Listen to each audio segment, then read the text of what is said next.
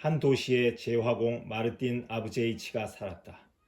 그는 창문이 하나만 있는 헛간 지하방에서 살았는데 창은 거리로 나 있어서 창밖으로는 사람들이 다니는 것을 볼 수 있었다. 발밖에 보이지 않았지만 마르틴은 그 장화로 사람을 알아보았다. 마르틴은 오래전부터 그 마을에 살았기에 사람도 많이 알았다. 근촌에 있는 장화란 장화는 한두 번 이상 그의 손을 거쳐 갔더랬다. 뒤축을 갈거나 천조각을 덧대기도 하고 꿰매거나 간혹 가죽을 새로 한 것도 있었다. 창을 통해 자기가 만든 신발도 자주 보였다. 그는 믿음직하게 일했고 좋은 물건을 만들고 쓸데없이 돈을 많이 받지 않고 약속을 잘 지켰기에 때문에 일이 많았다. 제 시간에 만들 수 있을 것 같으면 일을 받았고 그렇지 않으면 속이지 않으려는 마음에 미리 이야기를 해줬다. 그래서 모두가 아버지 H를 알았고 일은 줄어든 적이 없었다. 아버지 H는 언제나 좋은 사람이었지만 나이가 들자 자기 영혼에 대해 더 많이 생각하며 하느님께 더 가까이 다가가기 시작했다. 아직 마르틴이 주인집에서 살고 있을 때 그의 아내는 세상을 일찍 떠났다. 3살 배기 남자아이 하나만 남겨두고 숨을 거둔 것이다. 집에서는 아이들이 잘 자라지 못했다. 아이의 형들은 모두 예전에 죽었다. 처음에는 아들을 시골에 있는 누이에게 보내려고 했지만 나중에 불쌍한 생각이 들었다. 내 까삐도시카가 남의 집에서 크면 힘들 거야. 그냥 내 집에 두자. 아버지 H는 주인을 떠나 아들과 함께 새빵살이를 했다.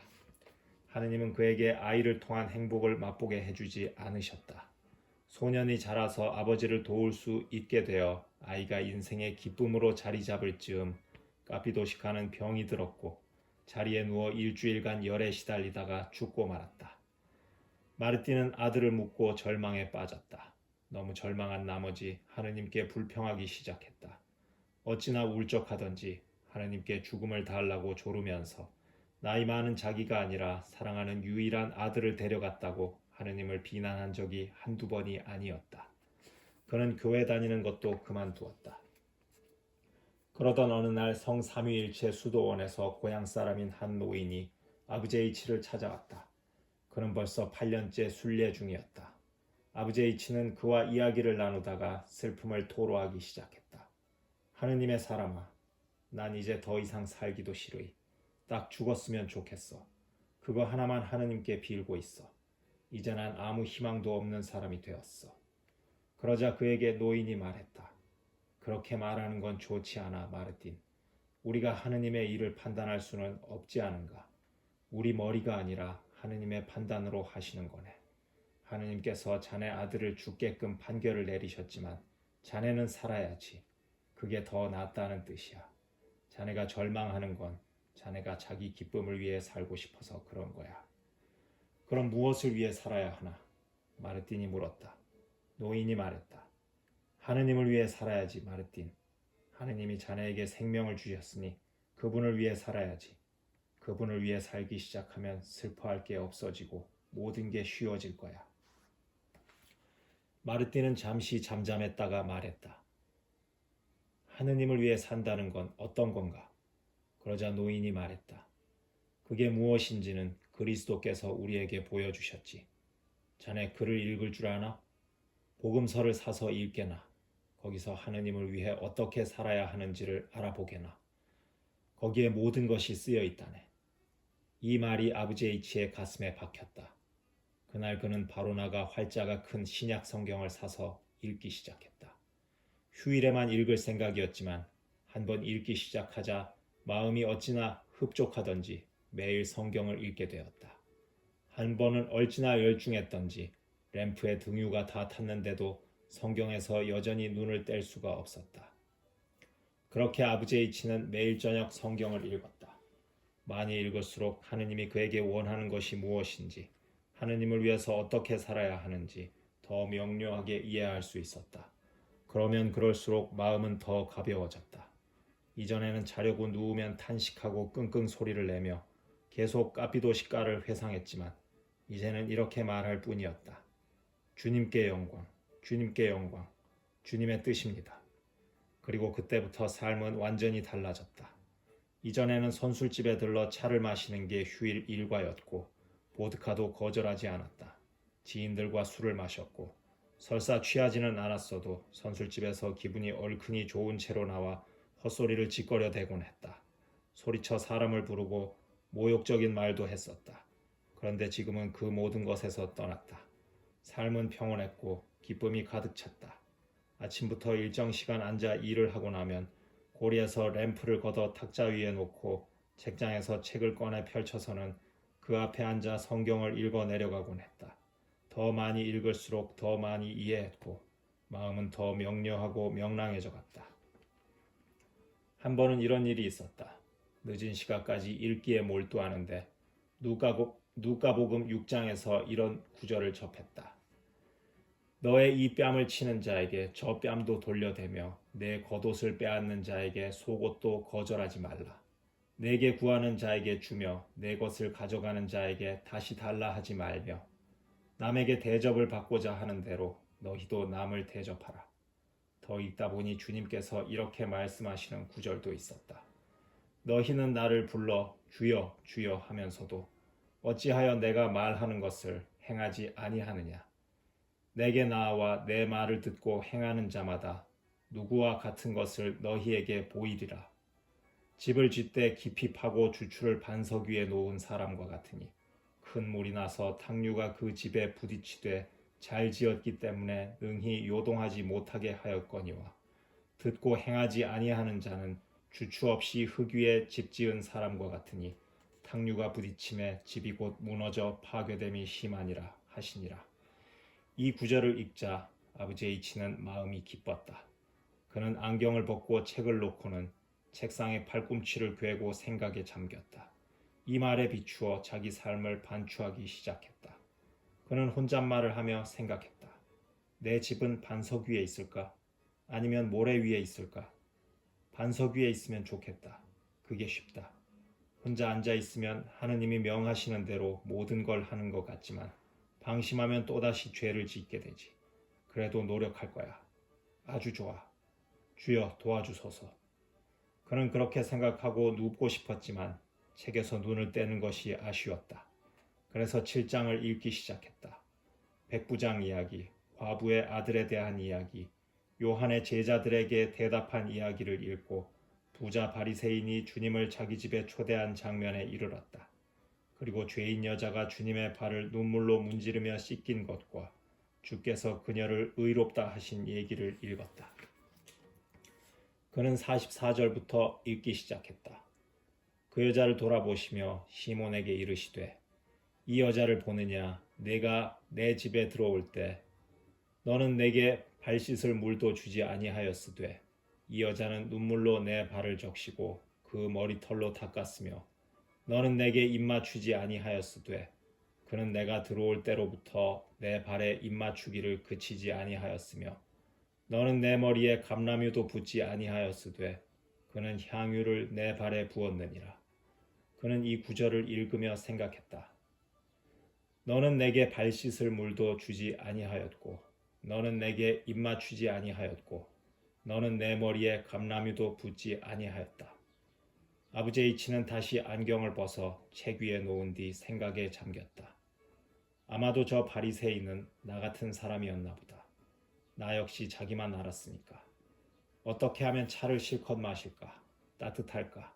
편안할까? 생각했지. 손님에 대해서는 조금도 생각하지 않았으니.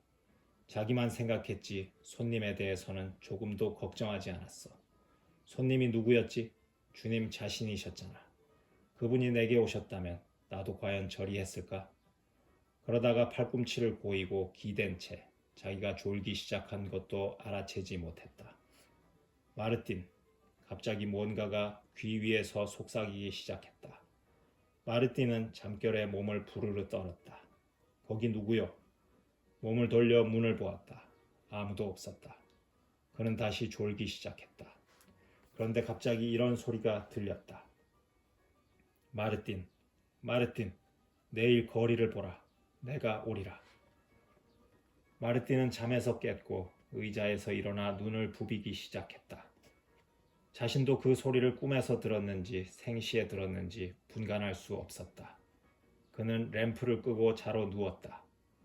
아버지 H는 새벽에 해가 뜨기 전에 일어나 하느님께 기도하고 벽난로에 불을 떼고 양배추 수프와 죽을 불에 올리고 사모바르에 물을 끓인 후 앞치마를 입고 일감을 들고 창 옆에 앉았다.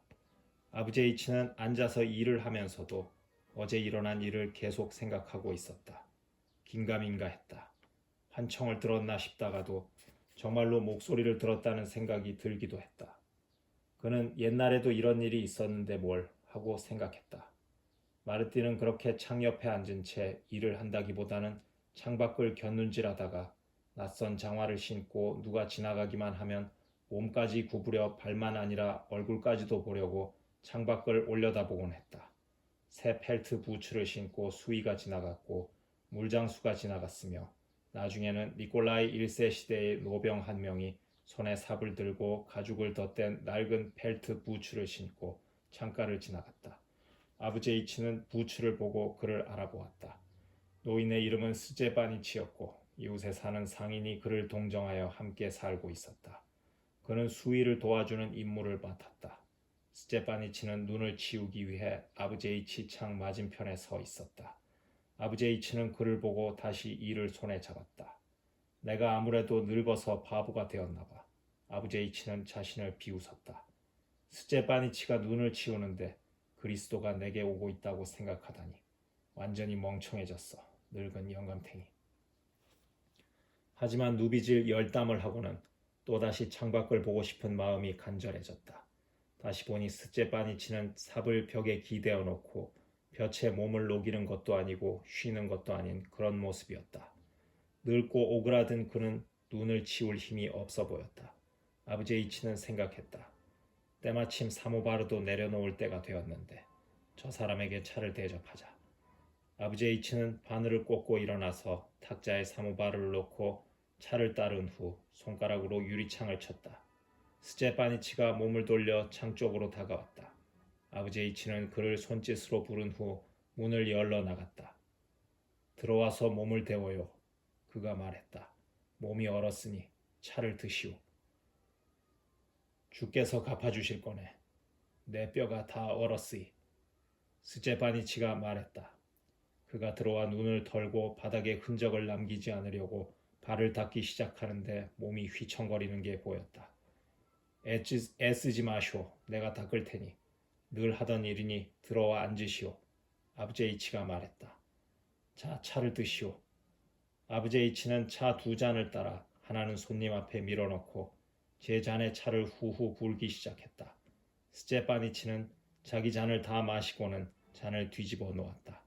그리고 그 위에 남은 설탕 조각을 놓고는 감사하다고 말했다. 더 마시고 싶은 눈치였다. 더 드시오. 아버지 H는 이렇게 말하고 자신과 손님에게 한 잔씩 더 따랐다. 차를 마시면서도 눈길은 계속 창밖을 주시했다. 누구를 기다리는가? 손님이 물었다. 누구를 기다리냐고요? 그렇게 말하는 게 좀 미안하네요. 기다리고 있기는 한데 그렇다고 또 기다린다고도 볼 수도 없고 그런데 말 한마디가 마음에 꽂혀서 나가지를 않으니 그게 환영이었는지 아닌지는 나도 모르겠소. 아시겠소 노인장. 어제 나는 그리스도의 복음을 그분이 어떻게 고난을 당했는지 어떻게 이 땅에서 다니셨는지 읽었다오. 노인도 들은 적이 있지 않소? 들어봤지. 스제바니치는 이렇게 대답했다. 우린 무식쟁이라 그를 모른다네. 자, 그래서 내가 그분이 이리저리 다니신 얘기를 읽었단 말이오. 읽다 보니 그분이 바리새인에게 갔단 말이오. 그런데 그 바리새인이 그분을 제대로 대접하지 않았소. 노인장, 어제 내가 그 부분을 읽으면서 생각했단 말이오. 그가 어떻게 그리스도를 영예롭게 맞는 일을 제대로 하지 못했을까? 가령 나에게 그런 일이 일어난다면 어떻게 할지 잘 모르겠다는 생각이 들더란 말이오. 그 사람은 어쩌다 예수님을 제대로 영접하지 않았는지 그런 생각을 이리저리 하다가 깜빡 잠이 들었다오. 깜빡 잠이 들었는데 노인장, 내 이름을 부르는 소리가 들리는 거요. 잠에서 깼는데 누군가가 꼭 나에게 속삭이는 것 같은 거요. 기다려라. 내가 내일 가마 하는 말씀이었소. 그것도 2번씩이나. 믿을지 모르겠지만 그 말이 머리에 박혀버렸어. 속으로 자신을 욕하면서도 여전히 그분 주님을 기다리고 있다고. 스테파니치는 머리를 흔들고 아무 말 없이 잔을 비우고는 그걸 옆으로 치웠다. 그러나 아브제이치는 다시 잔을 들어 차를 더 따라 주었다. 몸을 위해 드시오. 그리고 또 생각이 들었소. 주님은 땅에서 다니실 때 아무도 꺼리지 않으시고 평범한 민중과 더 많이 다니셨소. 계속 평범한 사람들 집을 다니고 우리 죄인과 똑같은 일꾼들 가운데서 제자들을 뽑으셨소. 자신을 높이는 자는 낮아지고 자신을 낮추는 자는 높아진다고 하시고 너희는 나를 주라고 부르지만 나는 너희 발을 닦아주리라고 말씀하셨소. 으뜸이 되고자 하는 자는 모든 이의 종이 되라고 말씀하시고요. 가난한 자, 겸손한 자, 온유한 자, 너그러운 자가 복이 있다고도 하셨소. 스테파니치는 차 마시는 걸 잊었다. 그는 나이가 많고 눈물이 많은 사람이었다. 그는 앉아서 듣고 있다가 눈물을 비오듯 쏟았다. 자, 더 드시오. 아브제이치가 말했다. 그러나 스테파니치는 성호를 긋고 감사하다고 하고는 잔을 옆으로 밀고 일어났다. 고맙네, 마르틴 아브제이치. 자네는 나를 후하게 대접했고 영혼도 몸도 배부르게 했구먼. 별 말씀을요. 다음번에도 오세요. 손님이 오면 좋지요. 아브제이치가 말했다. 스테파니치가 나가자 마르틴은 마지막 잔을 다 따라 마저 마시고는 접시를 치우고 다시 창 옆에 있는 일감, 즉 뒤축 박는 일 앞에 앉았다. 그는 뒤축을 박으면서도 계속 창밖을 내다보았다. 그리스도를 기다리고 계속 그리스도를 생각하며 그리스도의 일만 생각했다. 그의 머릿속에는 여전히 그리스도의 여러 말씀이 떠올랐다. 2명의 병사가 지나가는데 한 사람은 국가가 제공한 장화를 신고 있었고 다른 이는 자기가 만든 장화를 신고 있었다. 그 후 이웃집에서 주인이 깨끗하게 닦은 덧신을 신고 지나갔고 빵집 주인이 바구니를 들고 지나갔다. 모두가 옆을 지나갔는데 털실 양말에 소박한 단화를 신은 한 여인이 창과 나란히 섰다. 그녀는 창가를 지나가다가 벽 근처에 붙어 멈추어 섰다. 아브제이치는 창 아래서 그녀를 쳐다보았다. 낯선 그녀는 옷도 형편없었고 아이를 안고 벽 옆에 바람을 등지고 섰는데 아이를 아무리 감싸려고 해도 감쌀 만한 물건이 없었다. 여인이 입은 옷은 여름 옷이어서 형편없었다. 아이가 비명을 지르자 여자가 달래려고 했지만 창문 틈으로는 아무리 해도 달래지지 않는 소리가 들렸다. 아브제이치는 일어나 문 밖으로 나가 계단에서 소리를 질렀다. 영리한 아줌마, 아줌마!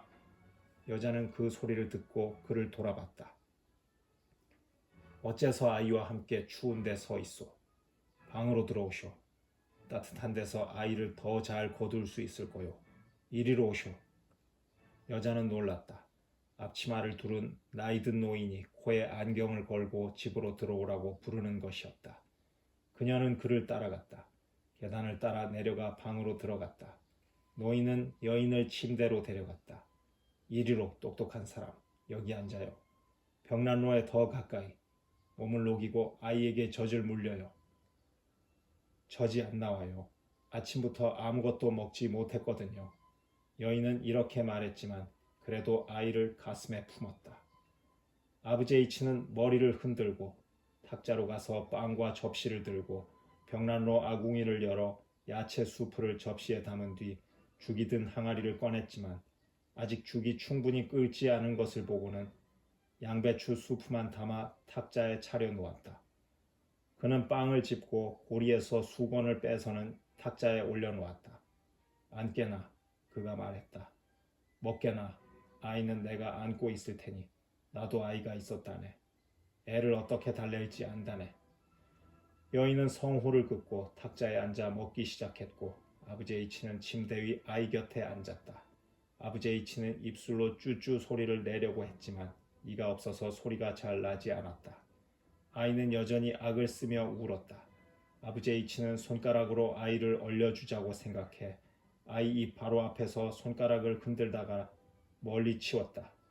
입에는 손가락을 넣지 않았는데 송진이 손에 묻어 검었기 때문이다. 아이는 손가락을 보면서 잠잠해지더니 나중에는 웃기 시작했다. 아버지 H도 기분이 좋아졌다. 여자는 먹으면서 자기가 누구인지 어디로 가는지 얘기해 주었다. 제 남편은 군인이에요. 8개월 전에 남편이 멀리 떠났는데 그 뒤로 소식이 없어요. 가정부로 살면서 아기를 낳았는데 사람들은 아기가 있는 저를 드리려 하지 않았어요. 있을 데가 없어서 3개월째 헤매고 있네요. 먹고 사느라 갖고 있는 건 다 팔았어요. 유모가 되고 싶었지만 받아주지를 않더라고요. 너무 말랐다고요. 지금 어느 상인 부인에게 다녀오는 길이에요. 그곳에 우리 마을 아주머니 한 분이 사는데 저를 받겠다고 약속했거든요. 이젠 되었다고 생각했는데 그 부인이 다음 주에 오라고 하네요. 사는 곳이 너무 멀어서 너무 지쳤고 아이도 너무 힘들게 했네요. 다행히도 여주인이 우리를 불쌍히 여겨 그냥 집에 살 수 있도록 해줬어요. 그렇지 않았으면 어찌 살아야 했을지 몰랐을 거예요. 아버지 H가 한숨을 쉬고 말했다. 따뜻한 옷이라도 있는가? 어찌 있겠어요. 어제 마지막 남은 스카프를 20꼬베이카 은전에 저당 잡혔어요. 여인은 침대로 다가가 아이를 안았고 아버지 H는 일어나 벽장에 가서 낡은 반외투를 가져왔다. 여기 있네. 질이 별로 좋지는 않지만 아기를 싸기에 딱 맞을 걸세. 여인은 반외투를 보고 또 노인을 보고 하다가 반외투를 짚고는 울음을 터뜨렸다. 아버지 H도 얼굴을 외면했다. 그는 침대 밑으로 들어가 괴짝을 꺼내 그 안을 뒤지고는 다시 여인 맞은편에 앉았다. 그리스도께서 할아버지를 축복하시기를. 아마도 그분이 저를 할아버지 창 밑으로 보내셨나 봐요. 그렇지 않았다면 아이는 얼어 죽었을 거예요. 제가 나섰을 때는 따뜻했는데 지금 밖이 얼마나 추워졌는지 보세요. 주님이 할아버지에게 창밖을 보게 하셨나 봐요. 불쌍한 저를 가엾게 여기셨나 봐요. 아버지 H가 미소를 짓고는 말했다. 그분이 그렇게 하셨지, 영리한 사람아. 내가 창밖을 본 게 그냥 그렇게 된 게 아니야. 그리고 마르띠는 병사 부인에게 자기 꿈을, 그러니까 주님이 오늘 자신에게 오겠다고 약속하셨다는 이야기를 들려주었다. 다 가능한 말씀이에요. 여인은 이렇게 말하고 일어나서 반외투를 입고 아이를 폭 싼 뒤 절을 하며 다시 아버지 H에게 고맙다고 말했다. 그리스도를 위해 받게나. 아버지 H는 이렇게 말하고 그녀에게 스카프를 사라고 20꼬베이카 은전을 주었다. 여인은 성호를 그었고 아버지 H도 성호를 긋고 여인을 배웅했다. 여인이 떠나자 아버지 H는 야채 수프를 먹고 치운 뒤 다시 일감 앞에 앉았다. 일은 하고 있었지만 창에 대한 생각은 잊지 않았고 창밖이 어두워지자 또 누가 지나가나 바깥을 내다보기 시작했다. 낯익은 사람도 낯선 사람도 지나갔지만 특별한 사람은 아무도 없었다. 그런데 그때 아버지 H는 자기 창 맞은편에 한 상인 노파가 멈추어 서는 것을 보았다. 그녀는 사과가 든 바구니를 나르고 있었다. 조금밖에 안 남은 것으로 보아 모두 판 게 분명했고 어깨에는 나무 조각이 든 자루를 하나 메고 있었다. 틀림없이 집을 짓던 곳에서 나무 조각을 모아 집으로 가는 중이었으리라. 자루가 그녀의 어깨를 무겁게 짓누르는 게 보였다. 그녀는 다른 어깨로 옮기려고 자루를 인도에 내려놓고 사과가 든 바구니를 작은 기둥 위에 놓고 자루 안에 있는 잔가지 부피를 줄이기 시작했다. 자루의 부피를 줄이는 동안 어디서 나왔는지 찢어진 모자를 쓴 사내아이가 튀어나와 바구니에서 사과를 집더니 몰래 도망가려고 했다. 노파는 그것을 알아채고는 몸을 돌려 소년의 소매를 부여잡았다. 소년은 몸부림치며 놓여나려 했지만 노파는 그를 두 손으로 부여잡고 아이 머리에서 모자를 벗기고 머리채를 붙잡았다. 소년은 비명을 질렀고 노파는 욕설을 해댔다. 아버지 H는 미처 바늘을 꽂지도 못한 채 바닥에 내던지고 문 밖으로 달려나가다가 계단에서 넘어져 안경을 떨어뜨리기까지 했다. 아버지 H는 거리로 달려나갔다. 노파는 소년의 머리칼을 쥐어뜯으며 욕을 하고 파출소에 데려가려고 했다. 소년은 몸부림치며 버텼다. 내가 가져가지 않았다고요. 왜 때려요? 놓아줘요. 아버지 H가 그들을 떼어놓기 시작했고 소년의 손을 붙잡고 말했다. 할멈, 그 아이를 놓아줘요. 용서해줘요. 그리스도를 위해. 내 저 녀석이 1년이 지나도 잊지 못하게 만들 거예요. 저 교활한 녀석을 파출소로 데려갈 거예요. 아버지 H가 노파를 설득하기 시작했다. 놓아줘요 할멈. 앞으로는 그러지 않을 거요. 그리스도를 위해 놓아줘요. 노파는 소년을 놓아주었고 소년은 바로 도망가려고 했지만 이제는 아버지 H가 그를 붙잡았다. 할머니께 용서를 구해라. 앞으로는 그러지 말아라. 내가 가져가는 걸 내가 봤다. 소년이 울음을 터뜨리더니 용서를 구했다. 그럼 그렇게 해야지. 이제 여기 있다. 사과 4개 주마.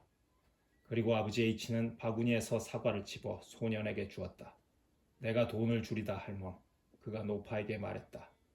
저런 망나니들 버릇을 나쁘게 들이는 거예요. 노파가 말했다. 저런 애들은 일주일 동안 앉지도 못하게 엉덩이를 때려줘야 해요. 에이 할멈 내 생각 아니 하느님 보시기에는 그렇지가 않아.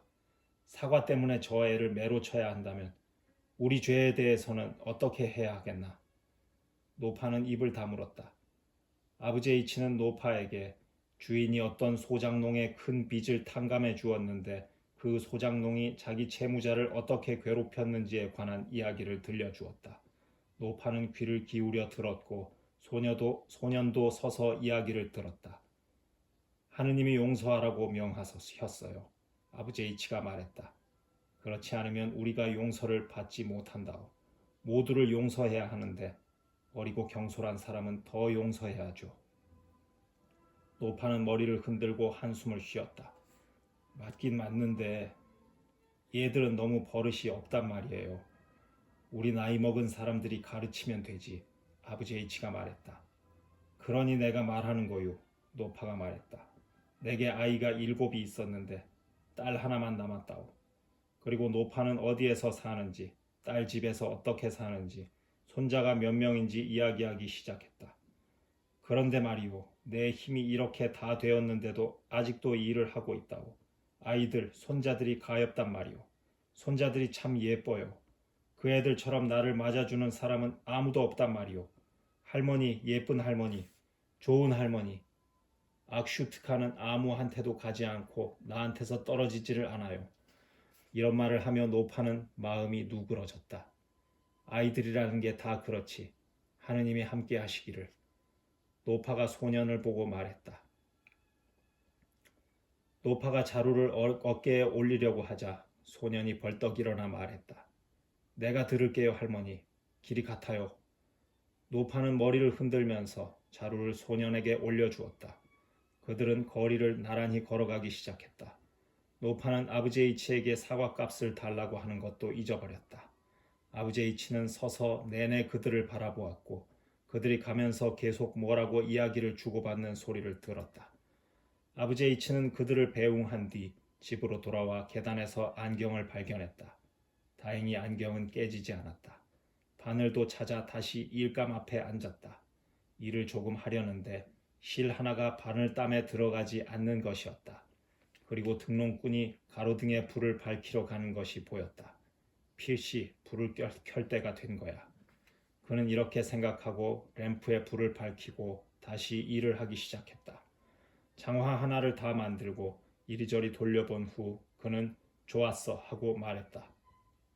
도구들을 다 정리하고 절단한 가죽 쪼가리들을 쓸어내고 실뭉치, 실과 바늘, 송곳을 치우고 램프를 꺼내 탁자 위에 올려놓고 책장에서 복음서를 꺼냈다. 그는 어제 양가죽 쪼가리를 끼워 놓았던 페이지를 열려고 했지만 다른 곳이 펼쳐졌다. 아버지 H가 복음서를 열자마자 어제 꿈이 기억났다. 다만 그는 문득 누군가가 몸을 흔들며 뒤에서 발을 구르는 소리가 들리는 것 같았다. 아버지 H가 고개를 돌리자 어두운 구석에 꼭 사람 같은 자들이 서 있는 게 보였다. 사람들이 서 있는데 그들이 누구인지 알아볼 수 없었다. 어떤 목소리가 그의 귀에 대고 속삭였다. 마르틴, 나를 알아보지 못하겠소? 누구를 말하는 거요? 아버지 H가 말했다. 나요, 목소리가 말했다. 바로 나. 어두운 구석에서 스제파니치가 나타나서 미소를 짓고는 마치 구름이 흩어지듯이 사라져 버렸다. 그건 나요. 또 다른 목소리가 말했다. 어두운 구석에서 아기를 아는 여인이 나타나서 미소를 지었고 아기가 웃더니 역시 사라져 버렸다. 그건 나요. 목소리가 말했다. 노파와 사과를 든 소년이 나타나서 둘이 함께 미소를 짓더니 역시 또 다시 사라져 버렸다. 아버지 H의 마음이 기쁨으로 차올랐다. 그는 성호를 긋고 안경을 끼고는 열린 페이지의 복음서를 읽어 내려가기 시작했다.